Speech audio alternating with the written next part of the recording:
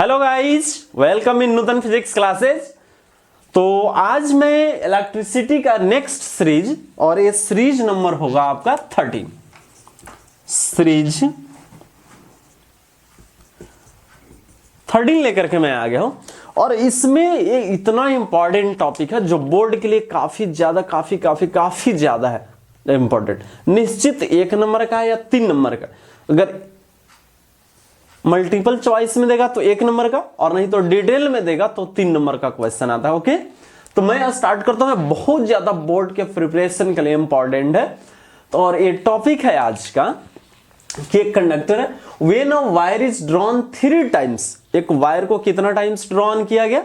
3 times drawn किया गया, तब उसका न्यू रेजिस्टेंस क्या होगा देन ओरिजिनल रेजिस्टेंस के रिस्पेक्ट में उसका न्यू रेजिस्टेंस क्या होगा। ओके, एक वायर हमने लिया, इसका लेंथ कितना है बच्चों? लेंथ इक्वल टू एल है और area of cross section A है। कितना? Area of cross section A है। इसको ड्रॉन किया गया। ड्रॉन मींस ऐसे इसको पकड़ करके ऐसे हम क्या कर रहे हैं? खींच रहे हैं। और खींच करके अब इसका लेंथ जो है, लेंथ को 3 टाइम्स कर दिया गया, यानी कि 3L कर दिया गया। और एरिया के बारे में कुछ नहीं करा, आप अपने से सोचिए। आप इसको एक्सपेरिमेंट करने के लिए घर पे कर सकते हो। आटे की लोई लेना, ठीक है, उसको मोटा रहने देना और फिर उसको खींच करके धीरे धीरे बड़ा करना। तो क्या उसका एरिया वही रहेगा या एरिया ऑफ क्रॉस सेक्शन यानी कि थिकनेस जो है वो कुछ घटेगा? निश्चित कुछ ना कुछ चेंज आएगा। ठीक है, तो मान लिया हमने कि नेक्स्ट जो एरिया बना, ये एरिया ए डैश है इस बार। क्या? ए डैश। ओके, तो देखते हैं हम इसका, ये देखते हैं सॉल्यूशन देखते हैं। ओरिजिनल रेजिस्टेंस क्या होगा बच्चों इसका? ओरिजिनल रेजिस्टेंस या इनिशियल रेजिस्टेंस भी बोल सकते हैं according to your desire. Original resistance R is equal to rho into L upon A, हमने पढ़ा है। क्या? R is equal to rho into L upon A. ठीक है, तो बच्चों अब देखा जाए, चूंकि इसका एरिया क्या कर गया? डिफरेंट कर गया। लेकिन आप अब ये बताओ, एरिया ना डिफरेंट हुआ, एरिया भी डिफर हुआ, साथ ही साथ लेंथ भी डिफर हो रहा है। क्या इसका वॉल्यूम भी डिफर होगा? क्योंकि हमको इसका रेजिस्टेंस फाइंड करना है तो इसके एरिया के बारे में हमें पता होना चाहिए ना। तो कुछ रिलेशन निकालते हैं। ठीक है, तो यहां पे नोट करके हम एक बात लिखेंगे, ऑन ड्रॉइंग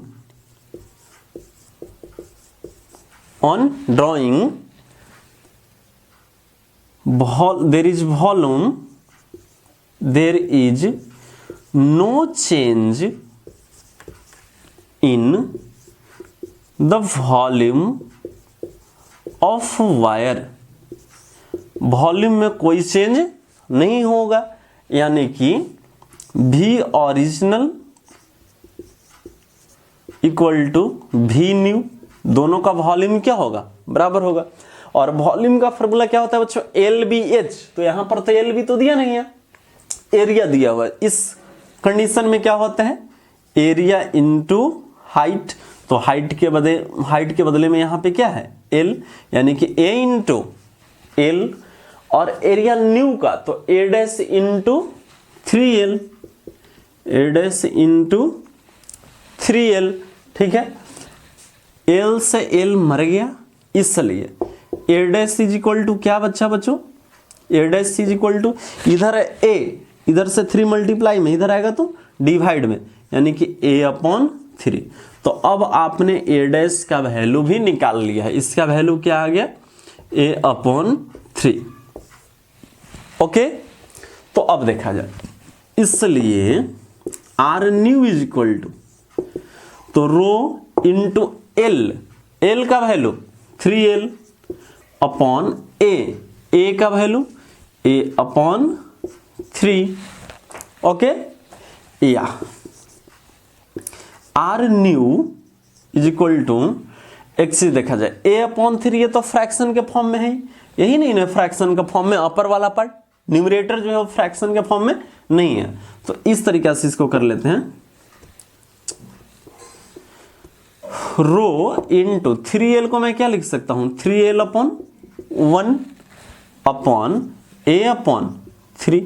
अब देखिए ऐसा मैंने इसलिए किया ताकि ये a upon b upon c upon d के फॉर्म में आ जाए।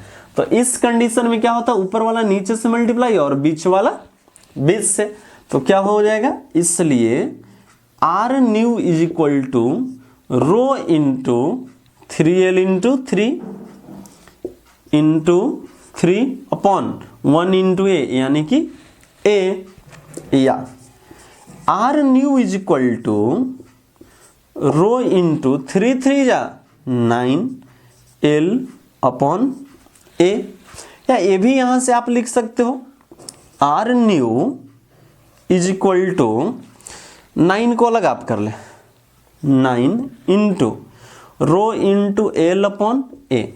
और देखिए तो क्या rho into L upon A ही वैल्यू है आर ओरिजिनल का, या R new is equal to 9 into R original, यानी कि कितना टाइम्स आ गया, 9 टाइम्स। इसलिए आंसर में क्या होगा, 9 टाइम्स इट्स रेजिस्टेंस जो क्या होगा, इसका सपोज आर है तो इसका क्या हो जाएगा 9 इंटू आर। ठीक है बच्चों, तो लेंथ को 3 टाइम्स करने से न्यू रेजिस्टेंस कितना टाइम्स बढ़ गया, 9 टाइम्स।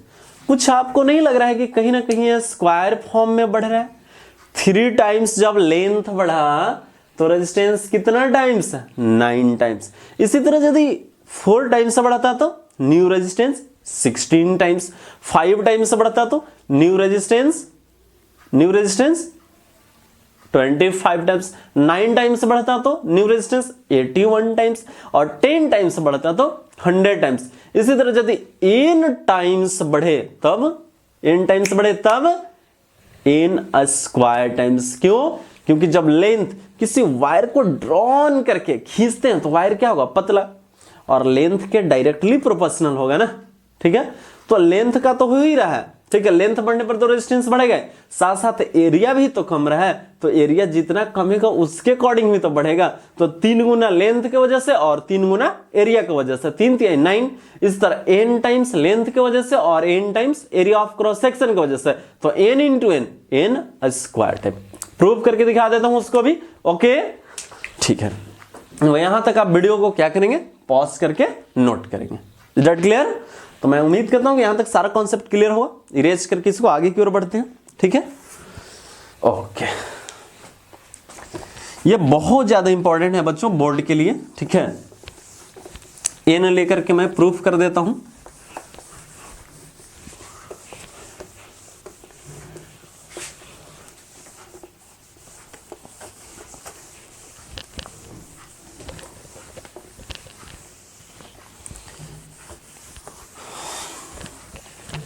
बोर्ड के ख्याल से और साथ ही साथ आपका कॉम्पिटिटिव लेवल जो भी कंपटीशन होगा इसके बाद, ठीक है, उसके ख्याल से बहुत ज़्यादा इंपॉर्टेंट है सारा के सारा।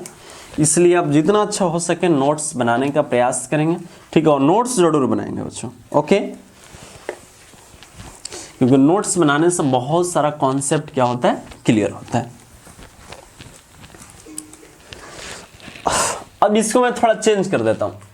When a wire is drawn 3 times के जगह पे क्या मैं कर दे रहा हूं, n टाइम्स कर दे रहा हूं। रेट्स नहीं, स्कैटरिंग और ज्यादा हो जाएगा। n times, then what will be the new resistance than original. देखा जाए,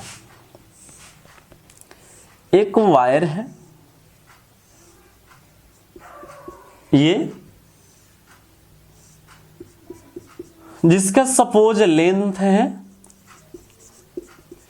equal to L and area of cross section है ये। अब इसको ड्रॉन किया हमने और ड्रॉन खींच करके क्या कर दिया, पतला कर दिया।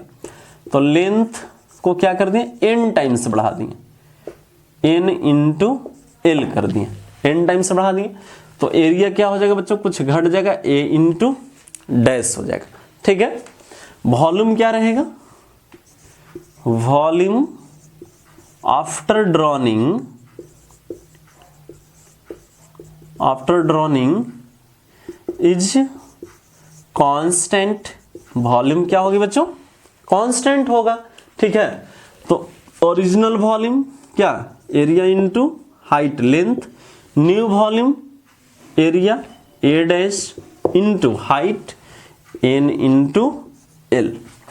ओके, एल से एल चल बचा क्या, A is equal to A dash into N, या यहां से ए डैश की वैल्यू ए अपॉन एन। तो अब ये जो ए डैश आ गया इसका वैल्यू कितना, एन अपॉन ए आ गया। ओके, ओरिजिनल रेजिस्टेंस देखेंगे, आर ओरिजिनल इक्वल टू तो रो इंटू एल अपॉन ये, ठीक है।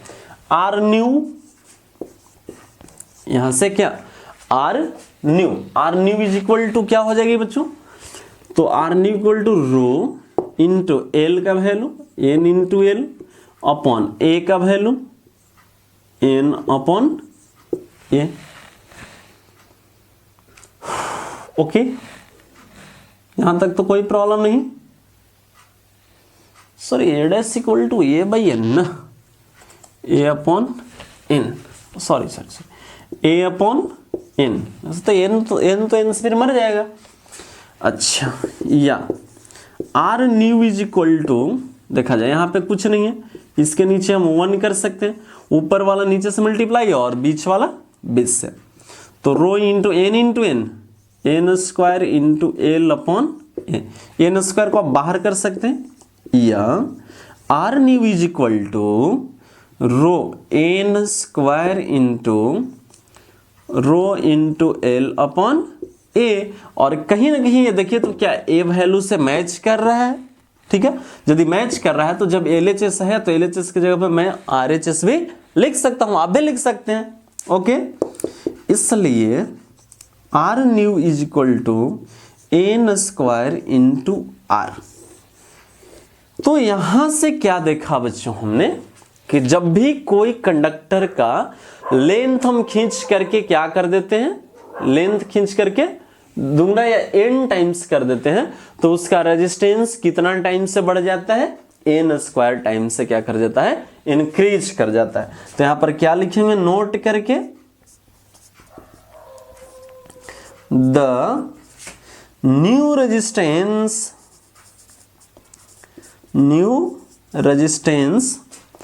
on